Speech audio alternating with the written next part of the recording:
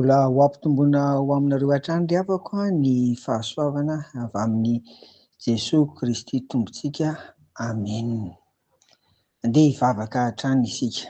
Misaotra anao mandrakariva izay Tompo satria nahoana? Tsaronay ny fitantananao nandritra n'ity herinandro izay farana anio ity. Ary zava-dehibe no nataonao tamin'ny fiainanay tsirairay avy. Maika moa Tompo fa ny tsara sy izay mety ho fahombiazana miteraka fifaliana. Nefa inoanay koa fa izay mety nitondra tsy fahombiazana na nety nampalahelo na aretina na toy izany dia navelanao iseho teo amin'ny fiainanay daholo ireny. Misaotra Tompo fa matoa hoe tratra farany herinandro tahaka izao dia tao ny fiarovanao, tao ny fitantananao, voninahitra ho anao amin'ny anaran'i Jesosy. Amen. Rehefa farana tahaka izao ny herinandro dia fanaonay ry havana ny mamitina an'izay voalaza teto nandritra ny herinandro. Amin'ity anio ity dia amin'ny tianantsika azy dia izao ny izay hita ao amin'ny bokin'ny ohabolana. Efa natombontsika izany tamin'ny omaly izay nolazantsika ny amin'izay mba nambaran'i Solomonina mpanjaka, zanak'i Davida, satria izy no nanoratra an'ity ohabolana ity. Ny mampiavaka ny anio anefa dia izao, tsy hanome fanazavana aho fa aleo ny dikateny samihafa amin'ny teny malagasy no hanazava azy. Manitry tena ny mpino. Ndao ary ry havana, ahoana indray ary izany amin'ity anio ity. Ny ohabolana 1:20 no hojerentsika. Adiniko ny laza omaly fa indraindray tsika dia milaza ny amin'ny hoe ohabolana dia ataontsika hoe faha. Raha amin'ireo boky tononkira ry havako dia ny salamo ihany no iraina. Noho izany dia ny salamo ihany no ataontsika hoe faha, fa ny ohabolana sy ny namany rehetra izany dia ataontsika hoe toko. Ohabolana 1:20 Andeha ny Baiboly Protestanta aloha ny vakiantsika voalohany dia ilay ampelantanantsika io amin'ny anaran'i Jesosy. Ny fiandranandran'ny maso sy ny fiavonavonana ny fo izay jiro ny ratsy fanahy dia ota. Dia hoy indray ny dikateny iombonana ekumenika eto Madagasikara na DM.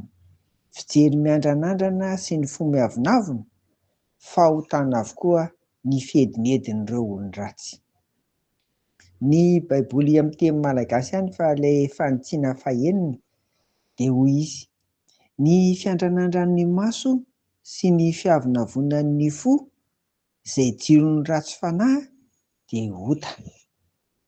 Ary farany ny Baiboly masina katolika dia miteny tahaka an'izao hoe: ny fijery miandranandrana sy ny fo miavonavona, fanilo ny ratsy fanahy dia fahotana avokoa izany. Averina ohabolana 1:20. Raha fitininy ireo dia ota ny tsy fanahy na fanetretena. Ny olon-dratsy na ny ratsy fanahy no manana an'izany toetra izany ka dia hialao fadio ry havana. Ndao hianatra ao amin'i Jesosy Kristy fa araka nefa ny tany saina hatramin'izay dia Jesosy Kristy mihitsy ry havana no nanetry tena ary mampianatra antsika koa hanetry tena miaraka amin'ny fitarihan'ny fanahy masina. Amin'ny asabotsy dia fiomanana am-po sy am-panahy fa hivavaka sy eo amin'ny Tompo any am-piangonana isika. Raha pitso ry havana, noho izany dia omany ny fo sy ny saina mampanahy anao fa eo amin'ny Tompo any an-tranony isika. Alahady farany amin'ny adventy koa raha pitso, koa dia manasa antsika rehetra ary mba ho tonga maro hiaraka hivavaka. Toy ny mahazatra dia miditra amin'ny 7 mandrakariva ny fotoana ny fanompoam-pivavahana ry havako. Amen. Andeha ary isika hivavaka. Ry Tompo Rainay any an-danitra ho tsapanay hatrany ny asanao mahagaga ataonao amin'ny fiainanay tsirairay avy. Ary fitiavanao no mbola anoronao anay lalana Tompo, ny amin'izay lalana tsara tsy hampalatsaka anay ao anatin'ny fahotana. Ka ary indrindra hanananay toetra ratsy na fanao ny olon-dratsy Arak'izay nambaran'ny soratra masina teo, tena fitiavana izany tompo. Koa amin'izao fahavelomana izao dia amboary ny fonay mba hay handray tokoa ny anatrao sy ny teninao, ary esory tompo ny toetra ratsy ary ao anatin'izany indrindrindra ny firehariahana, ny fiavonavonana, tsy fananana fanetretena araka ny andininy soratra masina sy saintsainina anio.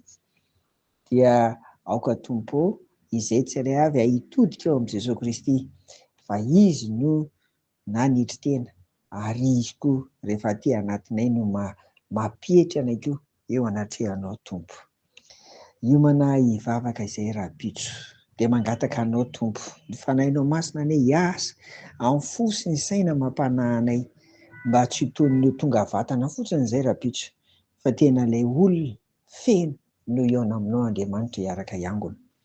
Esory izay mety hamatopatotra, sitrano ny aretina ary omeo fanahy mazoto izay ahafahanay tompo mandeha amin'ny kitsim-po rehetra miaona aminao rabitso. Dia mangataka indrindra ary izay ny fanahinao masina ahatanteraka an'izany aty anatinay tsirairay avy. Amen.